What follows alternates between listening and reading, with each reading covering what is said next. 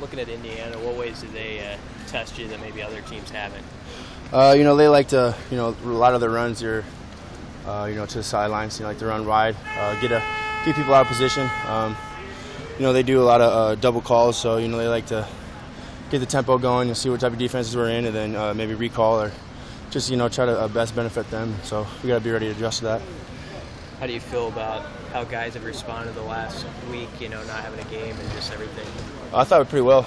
This week, having a bye week, we got to come in prepared. That's the point of it, to be mentally prepared and just play with confidence. And that's one thing that I think that our guys are doing right now is playing pretty confident. And that's what we need going into this last stretch. When you had a chance to kind of evaluate the first half of the season, is there like one thing you said, we need to do this better, I want to do this better?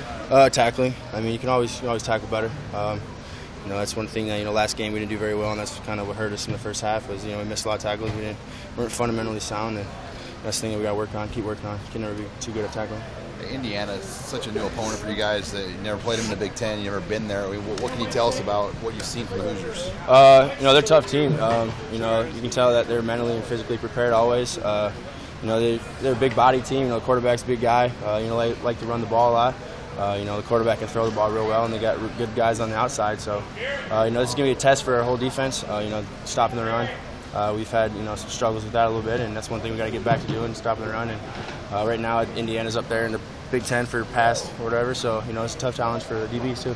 They have like a 270-pound running back. How do you go about tackling a guy like that this week? You got to hit him low. It's tough to run a football with one leg, so just got to hit him low. Hey, Aaron Williams had a tough role at that nickel spot. How's he been doing today? I thought Aaron's done a great job. He's young. He's got thrown into a different position. He didn't play it last year a lot, so I think he stepped up a lot. Mentally and I think physically. He's scrappy little dude. All the offensive guys on our team telling me about it all the time. How he's sneaky good. A lot of people you look at him a lot. You don't really see much of a football player out of Aaron, but he's a sneaky good athlete. And, that's what we need out of the nickel position. I was asking some guys earlier in the week about some walk-ons that have stepped up. Do you guys in the locker room even know who's a scholarship guy and who's a walk-on, or does it all blend together? And I think a lot of people as walk-ons. We know everybody on the team. We do all kinds of team things together, so it's not like we don't count anybody out. But we know who's walk-on, who's not walk-on. Especially here, especially when someone earns it.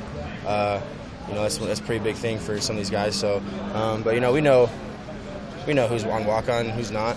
Hey, how do you go about managing just the expectations now having a top 10 ranking? It's new territory to every guy on this team, and there's going to kind of be a target now on your back being in the top 10. We got to keep doing what we've been doing. Coach Rye has been emphasizing the past couple weeks that we got each week we're 0-0, and for us to be an elite group, we just got to win each game. We can't look past who we got after this or whatnot. We just got to take who we got in front of us, because the only opportunity we got is once a week, and we got to take it home with a win.